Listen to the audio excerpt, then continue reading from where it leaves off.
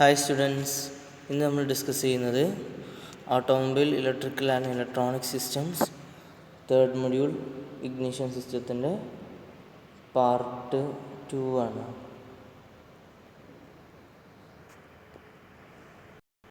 അപ്പോൾ കഴിഞ്ഞ ക്ലാസ്സിൽ നമ്മൾ ഡിസ്കസ് ചെയ്തു എന്താണ് ഇഗ്നിഷൻ സിസ്റ്റം, ഒരു SI എഞ്ചിനിൽ ഇഗ്നിഷൻ സിസ്റ്റം, അതിൻ്റെ ടൈപ്സ് ഓഫ് ഇഗ്നിഷൻ സിസ്റ്റം. അതിൽ തന്നെ നമ്മൾ ബാറ്ററി കോയിൽ ഇഗ്നിഷൻ സിസ്റ്റം അല്ലെങ്കിൽ ബാറ്ററി ഇഗ്നിഷൻ സിസ്റ്റത്തെക്കുറിച്ച് ഡീറ്റെയിൽ ആയിട്ട് അതിൻ്റെ ബേസിക് ആയിട്ടുള്ള കൺസ്ട്രക്ഷൻ ആൻഡ് വർക്കിംഗ് നമ്മൾ ഡിസ്കസ് ചെയ്തു. ഇനി നമുക്ക് ഡിസ്കസ് ചെയ്യാനുള്ളത് components of battery ignition system അഥവാ ബാറ്ററി കോയിൽ ഇഗ്നിഷൻ സിസ്റ്റത്തിലെ വ്യത്യസ്ത കമ്പോണൻറ്റ്സ്. ആൾറെഡി നമ്മൾ കണ്ട കമ്പോണൻറ്റ്സിനെ കുറിച്ച് ഡീറ്റെയിൽ ആയിട്ടുള്ള ഒരു സ്റ്റഡിയാണ്.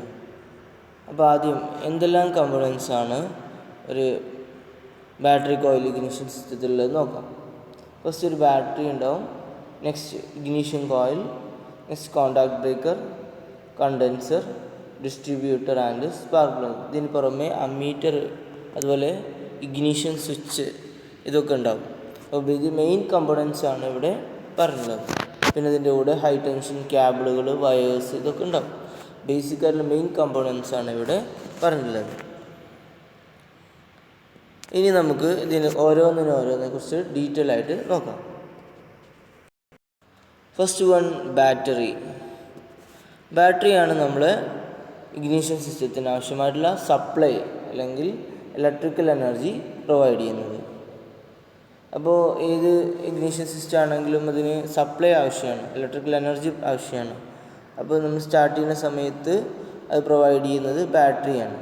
അപ്പോൾ എൻജിൻ സ്റ്റാർട്ടായി കഴിഞ്ഞാൽ പിന്നെ ഡൈനാമോ അല്ലെങ്കിൽ ആൾട്ടർനേറ്ററിൽ നിന്നുള്ള ഇലക്ട്രിക്കൽ എനർജി യൂസ് ചെയ്യും.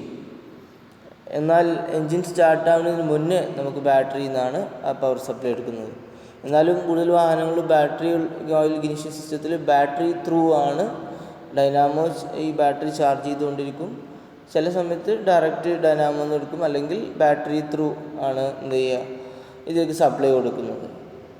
അപ്പോൾ സാധാരണ നമ്മൾ യൂസ് ചെയ്യുന്ന ബാറ്ററി എന്ന് പറയുന്നത് ചെറിയ ബൈക്കുകളൊക്കെ ആണെങ്കിൽ 6 വോൾട്ട് ബാറ്ററി ആയിരിക്കും. കാറുകളുടെ കൂടുതലും 12 വോൾട്ട് ബാറ്ററി ആയിരിക്കും.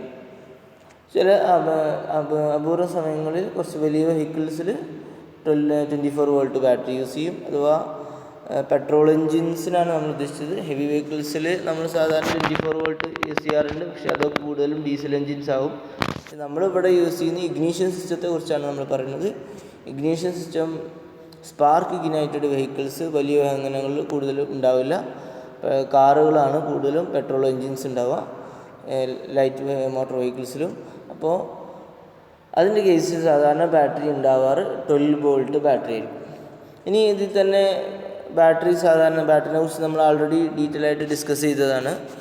ലെഡ് ആസിഡ് ബാറ്ററീസ് ആണ് വാഹനങ്ങളിൽ കൂടുതൽ യൂസ് ചെയ്യുന്നത്. ഇപ്പോൾ ചില വാഹനങ്ങളിൽ അത് ആൽക്കലൈൻ ബാറ്ററീസ് ആയിട്ട് വന്നിട്ടുണ്ട്. ഓക്കെ, ഇനി നമുക്ക് പറയാനുള്ളത് ഇഗ്നിഷൻ സ്വിച്ച്. അപ്പോൾ ആൾറെഡി ബാറ്ററി ഡിസ്കസ് ചെയ്തു. ഇനി രണ്ടാമത്തെ ഇഗ്നിഷൻ സ്വിച്ച്. അപ്പോൾ ഏതൊരു സർക്യൂട്ടിലും സ്വിച്ച് നമുക്ക് അനിവാര്യമാണ്. കാരണം നമുക്ക് എപ്പോഴും കറണ്ട് ഇന്നിങ്ങനെ പോയിക്കൊണ്ടിരിക്കാൻ പാടില്ല. അപ്പോൾ സപ്ലൈ നമുക്ക് ആവശ്യമുണ്ട്. എൻജിൻ സ്റ്റാർട്ട് ചെയ്യുമ്പോഴാണ് നമുക്ക് ബാറ്ററിയിൽ നിന്ന് കറണ്ട് പോകാൻ പാടുള്ളൂ. അപ്പോൾ അതിനൊരു നമ്മൾ സ്വിച്ച് കൊടുക്കും, അതാണ് ഇഗ്നിഷൻ സ്വിച്ച്. അപ്പോൾ നമ്മൾ സാധാരണ വാഹനത്തിൻ്റെ കീൻ്റെ കൂടെയാണ് ഇഗ്നിഷൻ സ്വിച്ച് ഉണ്ടാവുക. അപ്പോൾ കീ നമ്മൾ ടേൺ ചെയ്യുമ്പോഴാണ് ഇഗ്നിഷൻ സ്വിച്ച് ഓൺ ചെയ്യുന്നത്. ഇനി ഈ ഇഗ്നിഷൻ സ്വിച്ച് വഴി ഒരു റെസിസ്റ്റർ വഴി primary winding of the ignition കോയിലിൻ്റെ പ്രൈമറി വൈൻഡിങ്ങിലേക്കാണ് ആദ്യം ബാറ്ററിയിൽ നിന്നുള്ള സപ്ലൈ പോകുന്നത്. ഓക്കെ, അപ്പോൾ ഇഗ്നിഷൻ സ്വിച്ചിനെ കുറിച്ച് നമ്മൾ ഡിസ്കസ് ചെയ്തു. നെക്സ്റ്റ് വളരെ ഇമ്പോർട്ടൻ്റ് ആയിട്ടുള്ള കമ്പോണൻ്റ് ആണ് ഇഗ്നിഷൻ കോയിൽ. അഥവാ ഈ ബാറ്ററി ഇഗ്നിഷൻ സിസ്റ്റം അല്ലെങ്കിൽ also called battery coil ignition system എന്ന് വിളിക്കാറുണ്ട്.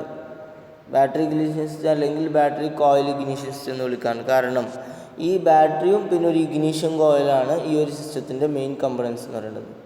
പിന്നെ അതർ കമ്പോണൻസ് ഒക്കെ ഉണ്ട്. അതിന് പുറമെ ബേസിക് ആയിട്ടുള്ള ഏറ്റവും ഇമ്പോർട്ടൻ്റ് ആയിട്ടുള്ള ഏതൊരു വസ്തുവിന് ഹെർട്ട് ഉണ്ടാവുമല്ലോ.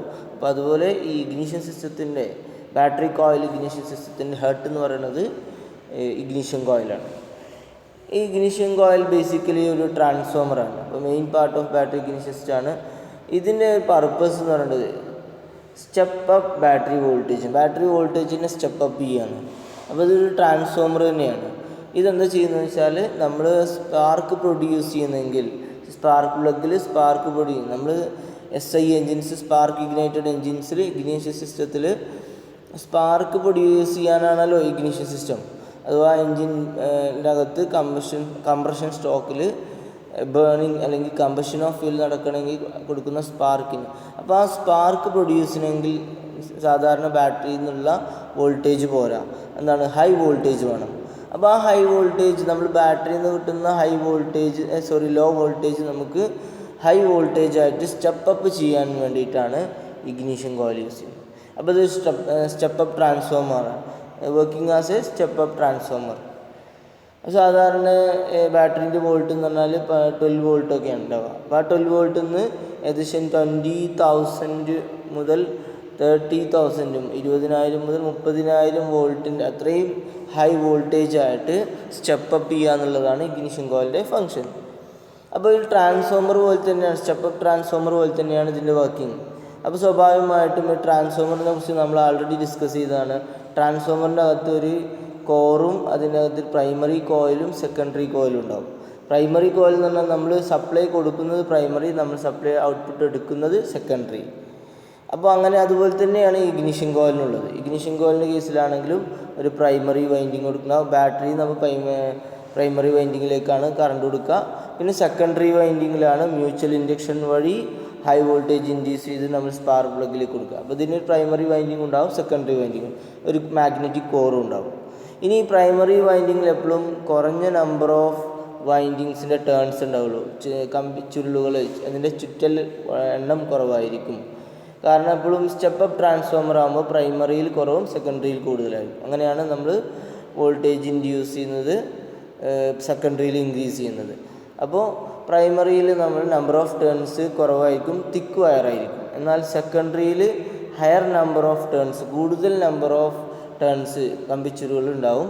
അതിന് പുറമെ അതിൽ വയറിൻ്റെ തിക്നെസ് കുറവായിരിക്കും.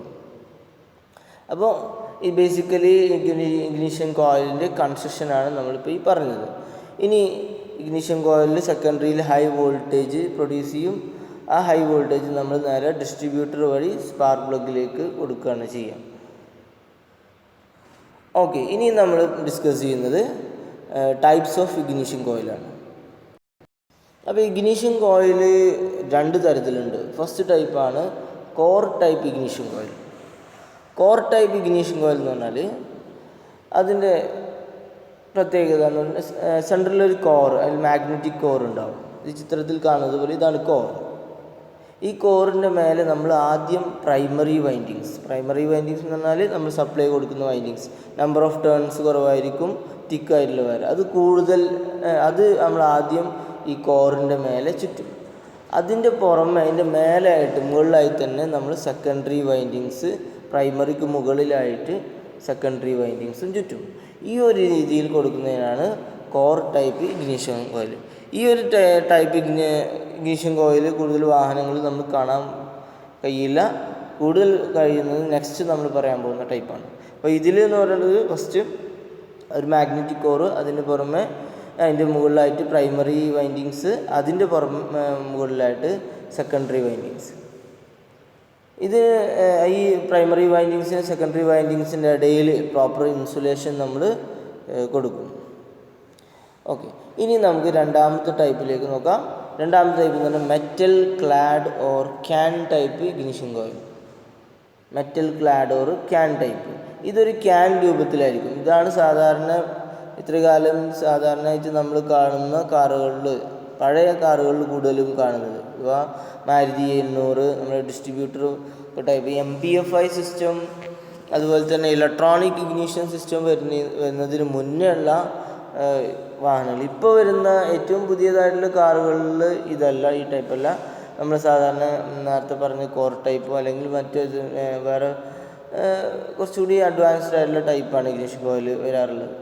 എന്നാൽ ഇത്രയും കാലം കൂടുതൽ കാറുകളിലും കണ്ടിട്ടുള്ളത് ഈ ഒരു metal clad or can type ആയിരുന്നു. അഥവാ നമ്മൾ മാരുതി 800 പഴയ മാരുതി 800 കാറിലൊക്കെ നമ്മൾ കാണുന്നത് ഈ metal clad or can type ആയിരുന്നു. അതിന് മുന്നേ മാരുതി 800 ആയിക്കോട്ടെ, സെൻ ആയിക്കോട്ടെ, ഈ പഴയ SI എൻജിൻസ്, പെട്രോൾ എൻജിൻസിലൊക്കെ കണ്ടിരുന്നത് ഈ ക്യാൻ ടൈപ്പ്. ഇപ്പോൾ കൂടുതലും ഏറ്റവും മോഡേൺ ആയിട്ടുള്ള വെഹിക്കിൾസ് നമ്മൾ എടുക്കുകയാണെങ്കിൽ ഇലക്ട്രോണിക് ഇഗ്നിഷൻ സിസ്റ്റം വരുന്ന വെഹിക്കിൾസിൽ കോർ ടൈപ്പ് കാണാറുണ്ട്. ഓക്കെ, നെക്സ്റ്റ് ഈ ഒരു metal clad or can type എന്ന് പറയുന്നത് ഈ ഒരു ക്യാൻ ഷേപ്പിൽ ആണ് ഇതിൻ്റെ ഒരു കൺസ്ട്രക്ഷൻ എന്ന് പറയുന്നത്. പിന്നെ അതിൽ നമ്മൾ നേരത്തെ നിന്ന് വ്യത്യസ്തമായിട്ട് ആദ്യം നമ്മൾ സെൻട്രൽ കോറ്, അതിന് പുറത്ത് ഫസ്റ്റ് സെക്കൻഡറി വൈൻഡിങ്സ് ആണ് ചുറ്റിയിട്ടുള്ളത്. എന്നിട്ട് അതിൻ്റെ പുറത്താണ് പ്രൈമറി വൈൻഡിങ്സ് ഉള്ളത്. അപ്പോൾ നേരത്തെ ഇതിൽ കോർ ടൈപ്പ് നമ്മൾ പറഞ്ഞതിൽ എങ്ങനെയാണ് ആദ്യം പ്രൈമറി അതിന് പുറത്ത് സെക്കൻഡറി ആയിരുന്നു. ഇതിലങ്ങനെയല്ല, ആദ്യം കോറിൻ്റെ മേലെ ആദ്യം secondary windings, number of turns കൂടുതലായിരിക്കും, തിൻ വയർ. അതിന് പുറത്താണ് നമ്മൾ സപ്ലൈ കൊടുക്കുന്ന പ്രൈമറി കൊടുക്കുന്നത്. ഇനി ഈ സെക്കൻഡറി വൈൻഡിങ്സ്, ഉള്ളിലുള്ള സെക്കൻഡറി വൈൻഡിങ്സിൻ്റെ ഒരെൻഡ് നമ്മൾ നേരെ സെൻട്രലിലുള്ള കോറ് വഴി നേരെ സെൻട്രലിലെ സെക്കൻഡറി ടെർമിനൽ, ആ സെക്കൻഡറി ടെർമിനലുമായിട്ട് കണക്ട് ചെയ്യും. സെക്കൻഡറി ടെർമിനൽ അതാണ് ഹൈ ടെൻഷൻ കോയിൽ വയറാണ്, അല്ലെങ്കിൽ ഹൈ ടെൻഷൻ ടെർമിനലാണ്, അഥവാ കൂടുതൽ ഹൈ വോൾട്ടേജ് പ്രൊഡ്യൂസ് ചെയ്യുന്നതാണ്. അത് നേരെ കണക്ട് ചെയ്യുന്നത് സെൻറ്ററിൽ നിന്ന് ഈ കണക്ഷൻ എടുത്തിട്ട് നമ്മൾ കൊടുക്കുന്നത് നമ്മുടെ ഡിസ്ട്രിബ്യൂട്ടർ വഴി സ്പാർക്ക് പ്ലഗിലേക്കാണ്. എന്നാൽ നമ്മൾ പ്രൈമറി എന്ന ഈ സെക്കൻഡറി വൈൻഡിങ്ങിന് മറ്റൊരു എൻഡ് ഉണ്ടാകും. ഒരു എൻഡാണ് നമ്മൾ ഇതിൽ കണക്ട് ചെയ്യുന്നതെങ്കിൽ മറ്റേ എൻഡ് നമ്മൾ പ്രൈമറി വൈൻഡിങ്ങുമായി കണക്ട് ചെയ്യുന്നു. എന്നിട്ട് ആ പ്രൈമറീൻ്റെ അനദർ എൻഡ്, ഒരു എൻഡ് കൂടെ ഉണ്ടാവില്ല, ആ പ്രൈമറീൻ്റെ അനദർ എൻഡ് എന്ന് പറയുന്നത് നമ്മൾ ഈ primary terminal to contact breaker, ഈ കോണ്ടാക്ട് ബ്രേക്കർ പോയിന്റിലേക്കും ഇഗ്നിഷൻ സ്വിച്ചിലേക്കും കണക്ട് ചെയ്യുന്ന ഓരോ കണക്ഷനായിട്ടാണ് ഉണ്ടാവുക. അതിൽ തന്നെ കോണ്ടാക്ട് ബ്രേക്കർ പോയിന്റ് വഴി ഇഗ്നിഷൻ സ്വിച്ച് വഴിയാണ് ആ സർക്യൂട്ട് ക്ലോസ് ചെയ്യുന്നത്. അപ്പോൾ പ്രൈമറി വൈൻഡിങ് കണക്ട് ചെയ്യുന്നത് ലോ ടെൻഷൻ ടെർമിനലാണ് ഈ കാണിച്ചിട്ടുള്ളത്, പ്രൈമറി ടെർമിനൽ. അതൊന്ന് ഇഗ്നിഷൻ സ്വിച്ച് വഴി ഇങ്ങനെ കോണ്ടാക്ട് ബ്രേക്കർ വഴി അത് ക്ലോസ്ഡ് ആയിട്ടുണ്ടാവും. ഇതിന് സെക്കൻഡറി എന്നുള്ളത് നേരെ നമ്മൾ സ്പാർക്ക് പ്ലഗിലേക്ക് ഡിസ്ട്രിബ്യൂട്ടർ വഴി, ഹൈ ടെൻഷൻ ടെർമിനലാണ്, ഡിസ്ട്രിബ്യൂട്ടർ വഴി സ്പാർക്ക് പ്ലഗിലേക്കും. അപ്പോൾ ഈ ഒരു ഇതിൻ്റെ കണക്ഷൻ എങ്ങനെയാണ് വരുന്നത്. അപ്പോൾ ഈ metal clad or can type എന്ന് പറയുന്നത് ഈ ഒരു ക്യാൻ രൂപത്തിലാണ്. ഇതിൽ ആദ്യം കോറിൻ്റെ അകത്ത് അതിൻ്റെ ഫസ്റ്റ് സെക്കൻഡറി വൈൻഡിങ്സ്, അതിൻ്റെ പുറമെ പ്രൈമറി വൈൻഡിങ്, അങ്ങനെയാണ് കൺസ്ട്രക്ട് ചെയ്തിട്ടുള്ളത്. പിന്നെ ഇതിൻ്റെ പോർസലിൻ ബേസ് എന്ന് പറയുന്നത് ഇതിൻ്റെ അടിയിൽ പോർസലിൻ ഉണ്ടാക്കിയിട്ടുള്ള ബേസ് കാര്യങ്ങളുണ്ടാവും. പിന്നെ പുറമെ അയൺ കേസ് ഉണ്ടാവും. പിന്നെ ഒരു ക്ലാമ്പ് ഫിറ്റ് ചെയ്യാനുള്ളത്. പിന്നെ അതിൻ്റെ ബാക്ക് ലൈറ്റ് കൊണ്ടുണ്ടായിരുന്ന ക്യാപ്പ്, അഥവാ ഈ പുറമെ പ്രൈമറി സെക്കൻഡറി ടെർമിനൽസ് തമ്മിൽ ടച്ച് ചെയ്യാതിരിക്കാൻ ഒക്കെ ആവശ്യമായ ഒരു ക്യാപ്പൊക്കെ ഉണ്ടാവും. ഇങ്ങനെയാണ് ഇതിൻ്റെ കൺസ്ട്രക്ഷൻ വരുന്നത്. അപ്പോൾ metal clad or can type ആയിരുന്നു കൂടുതൽ ഇത്രയും കാലം കൂടുതലും കണ്ടുവരുന്നത്. ഇനി നമുക്ക് ഡിസ്കസ് ചെയ്യാനുള്ളത് മൂന്നാമത്തെ കമ്പോണൻറ്റ്, ബല്ലാസ്റ്റ് റെസിസ്റ്റർ, അഥവാ നമ്മൾ കമ്പോണൻസ് ഓഫ് ഇഗ്നിഷൻ സിസ്റ്റത്തിൽ മൂന്നാമത്തെ അല്ല നാലാമത്തെ. ഫസ്റ്റ് ബാറ്ററി നമ്മൾ ഓൾറെഡി ഡിസ്കസ് ചെയ്തു, ignition switch, next ignition coil discuss ചെയ്തു. ഇനി നാലാമത്തെ ബല്ലാസ്റ്റ് റെസിസ്റ്റർ. ഇപ്പോൾ ബല്ലാസ്റ്റ് റെസിസ്റ്റർ എന്തിനാണെന്ന് വെച്ചാൽ ഒരു സർക്യൂട്ടിൽ ചിലപ്പോൾ ഹൈ കറണ്ടൊക്കെ വരാൻ സാധ്യതയുണ്ട്. ഏത് സർക്യൂട്ടാകും, പ്രത്യേകിച്ച് ഇഗ്നിഷൻ സിസ്റ്റത്തിൻ്റെ സർക്യൂട്ടിൽ എന്തെങ്കിലും ഹൈ കറണ്ട് പ്രശ്നങ്ങൾ വരികയാണെങ്കിൽ ആ ഓവർ കറണ്ട് കൊണ്ടുള്ള ഫാൾട്ടുകൾ, ഇപ്പോൾ ഫ്യൂസ് പോവുക, അതുപോലെ തന്നെ അല്ലെങ്കിൽ ഇഗ്നിഷൻ കോയിൽ ഹൈ കറണ്ട് വന്ന് ചൂടാവുക, അതുപോലെ ഇതിൻ്റെ വയേഴ്സ് കത്തിപ്പോവുക, അങ്ങനെയൊക്കെ പ്രശ്നം വരും ഹൈ കറണ്ട് വന്നു കഴിഞ്ഞാൽ. അപ്പോൾ ആ ഹൈ കറണ്ട് വരുമ്പോൾ അതിനെ റെസിസ്റ്റ് ചെയ്തിട്ട് റെസിസ്റ്റൻസ് കറണ്ട് ഇൻക്രീസ് ചെയ്യുമ്പോൾ റെസിസ്റ്റൻസ് ഇൻക്രീസ് ചെയ്തിട്ട് ആ ഹൈ കറണ്ടിനെ ഒഴിവാക്കി ആ സർക്യൂട്ടിനെ സേഫ് ആക്കുക എന്നുള്ളതാണ് ബല്ലാസ്റ്റ് റെസിസ്റ്ററിൻ്റെ ഫങ്ഷൻ. അഥവാ ഈ സർക്യൂട്ടിലെ കറണ്ടിനെ ലിമിറ്റ് ചെയ്തിട്ട് ഓവർ കറണ്ട് ഫോൾട്ടുകളെ ഇല്ലാതാക്കുക എന്നുള്ളതാണ് ബല്ലാസ്റ്റ് റെസിസ്റ്ററിൻ്റെ ഫങ്ഷൻ.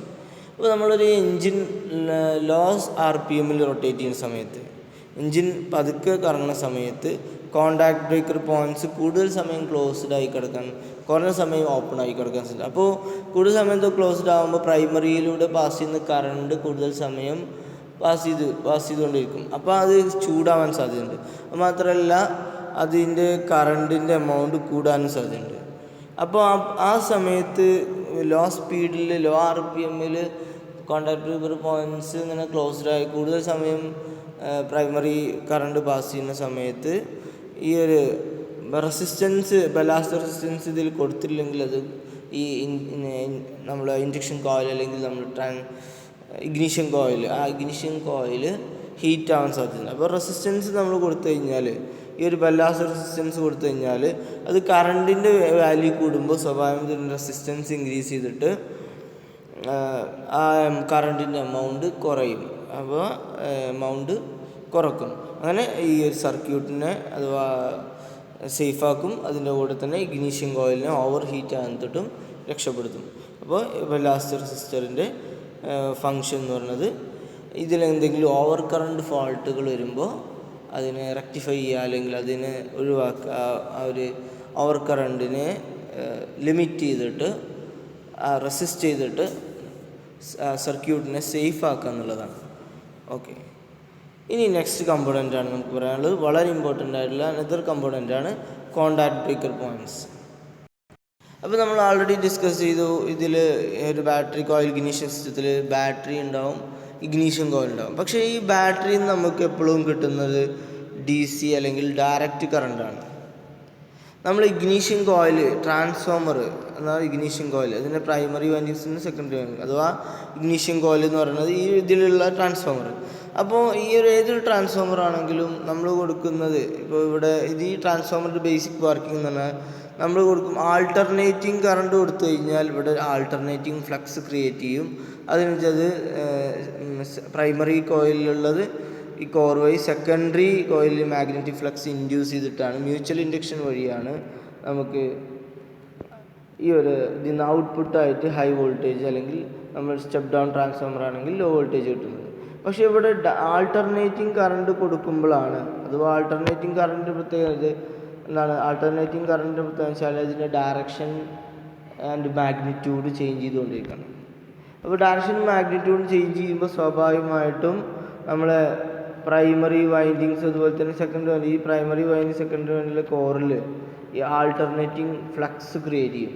ഈ ഫ്ലക്സ് അല്ലെങ്കിൽ മാഗ്നറ്റിക് ഫ്ലക്സ് ചേഞ്ച് ചെയ്യുമ്പോഴാണ് സെക്കൻഡറിയിൽ എന്ത് ചെയ്യുന്നത്, ഫാരഡേയ്സ് ലോ പ്രകാരം മ്യൂച്വൽ ഇൻഡക്ഷൻ നടക്കുന്നത്.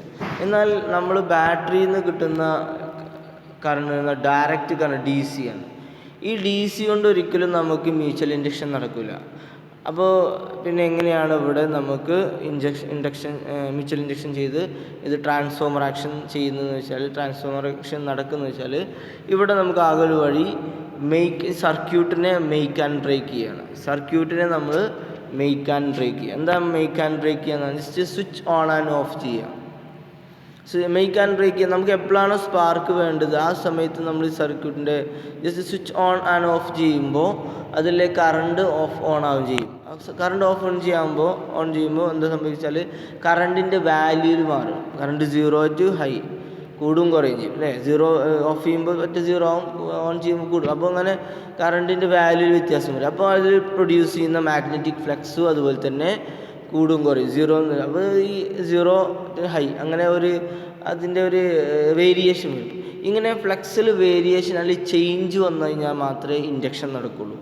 അപ്പോൾ നമുക്കിവിടെ ആൾട്ടർനേറ്റിംഗ് കറണ്ട് അല്ലാത്തതുകൊണ്ട് ഡയറക്റ്റ് കറണ്ടിനെ നമ്മൾ എന്ത് ചെയ്യാണ്, മെയ്ക്ക് ആൻഡ് ബ്രേക്ക് ചെയ്തിട്ട്, അഥവാ ഈ കോണ്ടാക്ട് ബ്രേക്കർ പോയിൻറ്റ്സ് ഉപയോഗിച്ചിട്ട് മെയ്ക്ക് ആൻഡ് ബ്രേക്ക് സർക്യൂട്ടിനെ നമ്മൾ പ്രൈമറി സർക്യൂട്ട്, ഇഗ്നീഷൻ സിസ്റ്റത്തിലെ primary circuit make and break ചെയ്തിട്ട് അവിടെ ആൾട്ടർനേറ്റിംഗ് കറണ്ടിന് പകരം അവിടെ ചേഞ്ച് ഇൻ മാഗ്നറ്റിക് ഫീൽഡ് ഉണ്ടാക്കാൻ വേണ്ടിയിട്ട് അവിടെ കോണ്ടാക്ട് ബ്രേക്കർ പോയിൻറ്റ്സ് വെച്ചിട്ട് മെയ്ക്ക് ആൻഡ് ബ്രേക്ക് ചെയ്യാം സർക്യൂട്ട്. ആ സർക്യൂട്ട് മെയ്ക്ക് ആൻഡ് ബ്രേക്ക് ചെയ്യുമ്പോൾ നമ്മൾ ഈ ബ്രേക്ക് ചെയ്യുന്ന സമയത്ത് ഉടൻ തന്നെ ചേഞ്ച് വരുമ്പോൾ സ്വാഭാവികമായിട്ടും ഇൻഡക്ഷൻ നടക്കും. അങ്ങനെയാണ് നമ്മൾ സെക്കൻഡറിയിൽ ഹൈ വോൾട്ടേജ് ഇൻഡ്യൂസ് ചെയ്യുന്നത്. അപ്പോൾ അവിടെ മ്യൂച്വൽ ഇൻഡക്ഷൻ നടക്കണമെങ്കിൽ നമുക്ക് ഡയറക്റ്റ് കറണ്ട് ആകുമ്പോൾ ഇവിടെ മെയ്ക്ക് ആൻഡ് ബ്രേക്ക് ചെയ്യുക, അല്ലെങ്കിൽ കോണ്ടാക്ട് ബ്രേക്കർ പോയിൻറ്റ്സ് ഈ സർക്യൂട്ട് ഓൺ ഓഫ് ചെയ്യുക എന്നുള്ളതാണ് വഴി. ഇനി ഈ കോണ്ടാക്ട് ബ്രേക്കർ പോയിൻറ്റ്സ് ആണ് ഈ ഒരു ഇഗ്നിഷൻ സിസ്റ്റത്തിലെ ഈ ബാറ്ററി കോയിൽ ഇഗ്നിഷൻ സിസ്റ്റത്തിലെ ഏറ്റവും വീക്കായിട്ടുള്ള മെമ്പർ. കാരണം ഇത് ഈ കോണ്ടാക്റ്റ് ഇങ്ങനെ ക്ലോസ് ഓപ്പൺ ചെയ്തുകൊണ്ടേ ഇരിക്കുമ്പോൾ അവിടെ തേയ്മാനം വരും. അതുകൊണ്ടാണ് ഇത് ഏറ്റവും വീക്കായിട്ടുള്ള മെമ്പർ എന്ന് പറയാൻ കാരണം.